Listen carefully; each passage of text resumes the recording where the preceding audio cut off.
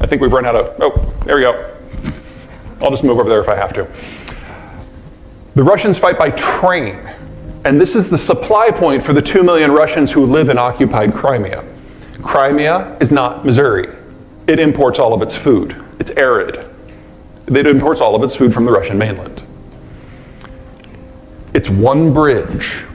And now that we're getting more capable weapons into the hands of the Ukrainians, the Kerch Bridge is probably not long for this world. And if it falls, their only line of supply to their population centers in Crimea and the entire western part of the front is. Okay, I'm gonna switch back, guys. I'll just stand over here for a while, unless that's detachable. Okay, so the only way that Ukraine can win this is if number one, they take out the bridge, and number two, they recapture Mariupol, and they have to do it this calendar year. If they fail to do it this year, they run out of gear. And we've all seen the hilarious videos about how badly the Russians are doing and how they're dusting off tanks that were now made in the 60s because they ran out of the good stuff. But riddle me this. In a contest between badly trained, badly equipped Russian forces with tanks that are 40 years old, or highly motivated, lightly trained Ukrainian infantry with no weapons, who wins? You know, there's no math here. And then it becomes a partisan conflict. And we're not the only ones who took some lessons away from the Battle of Kyiv. The third big push is here. The Russians are trying to turn this into a pocket, advancing from the south and the north to trap the most advanced, best trained, best equipped Ukrainian forces into a pocket that they can then destroy. Their lesson from the Battle of Kyiv was that they're not going to be welcomed in as saviors after all. And that means the entire population is forfeit. And so the Russians have dusted off a strategy that they developed back before World War I. They recreated for the wars in Chechnya and in the Syrian civil war with the devastation of Aleppo. And they are using their artillery to advance very, very slowly under a hail of incendiary fire, deliberately targeting every piece of civilian infrastructure they can see, with an emphasis on agricultural infrastructure. Cold chain, ports, grain silos, tractors. They've got lots of reasons to go after tractors. Oh, come on, that was hilarious. You guys, there are hedges now in front of the Ministry of Defense in Kyiv that they have carved to be a Ukrainian tractor dragging a Russian tank. It's hilarious. Anyway, hi. Everything's forfeit. The goal here is to force the population of Ukraine to self-separate into two groups. The first group become refugees. You never have to worry about them again. Anyone who stays behind is clearly a fighter, and you can shoot them on sight. So they've brought in the Wagner group, which is their mercenary group, and they've brought in the Chechens to basically sweep any population centers that they've captured.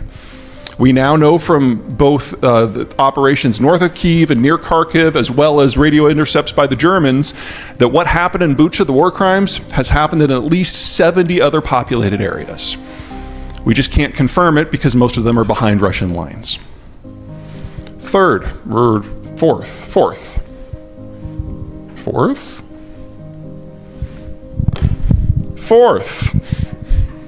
Shit. We might need another battery. It's not working on here. Is it on this guy? You did. Okay. Do I? Yeah, it's giving me the low battery thing. So, but is it this? There we go. Okay. Here, that's for you too. This should be back on for you. Okay. Isn't this fun? No, it's that Canadian guy. They take everything.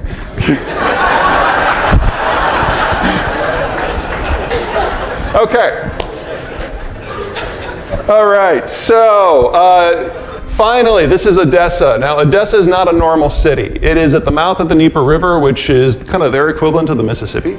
And it is also their manufacturing center. It's a cultural hub. It's a financial center. So it is New York and Houston and St. Louis and Chicago and New Orleans all in one. And if the Russians succeed in capturing it, that is the end of Ukraine as a modern economic entity. Right now, Odessa is under blockade. They can't export anything. This has been the source of 95% of their exports to this point. At maximum hope, they can send 10 to 15% of their stuff out via rail to Europe. That's assuming everything goes right and the Russians stop targeting rail systems. 10 to 15%, that's as good as it gets. That's not great. Okay. What's next? There we go.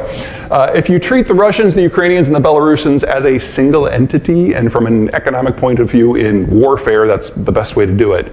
Everything in the first column, they are collectively the world's largest exporter, and then second in the second column, and so on. I could spend 6 hours on this. I have. I want to just focus on 3 main points. First of all, energy. This isn't North Dakota. I mean, yes, North Dakota is just balls cold, but Siberia is a whole other thing. It's got something called permafrost, where if you go down 5 feet, the ground is frozen solid for the 20 feet below that. You guys are in the Midwest. You get it. In the winter, if you move, you're okay, but if you stop, you die. Same in the permafrost. Oil that's moving through the permafrost zone up out of the ground, if for whatever reason it has to stop, because of boycotts, because of sanctions, because of infrastructure damage, doesn't matter why, it freezes in the pipe. And water comes up as a byproduct of oil production. All good? Woohoo! Should be good. Thank you. And the pipes crack. And you can never use that system again. The last time we had a shut-off in the Russian export system was 1992 when the Soviet system collapsed. It took them 30 years to bring it all back online. They didn't finish until last December. So at some point this year, we're going to lose 4 to 6 million barrels a day of Russian crude, and it will never come back. We have not priced that in. Yeah, here's a minor nightmare. The world's #1 wheat exporter has invaded the world's #4 wheat exporter and is systematically destroying the entire agricultural sector deliberately. Russia is going to see inhibitions in its ability to export for multiple reasons, but Ukraine will never be an exporter again. They will probably be a net importer by this point next year. And this is my personal nightmare. Russia isn't simply the world's largest exporter of fertilizers. It's the world's largest exporter of the materials that everyone else uses to make their own fertilizers.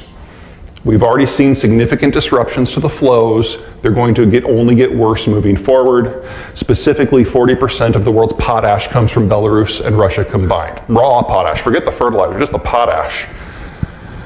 We'll come back to that. One more minor issue and then we'll get into the big stuff. This was always going to be the last decade of the People's Republic of China. Let's talk about the third most important reason why. We are having government collapse. Chairman Xi has instituted a cult of personality far tighter than any world leader in history, including Mao, including the Chinese emperors of old, including Donald Trump. Okay, that was funny too. He has intimidated into silence or imprisoned or executed everyone within not just the CCP, but the broader system who is capable of independent thought. He no longer has advisors. No one wants to bring him information because they don't know how he's going to react. He has literally shot the messenger so many times that he is making decisions in the dark.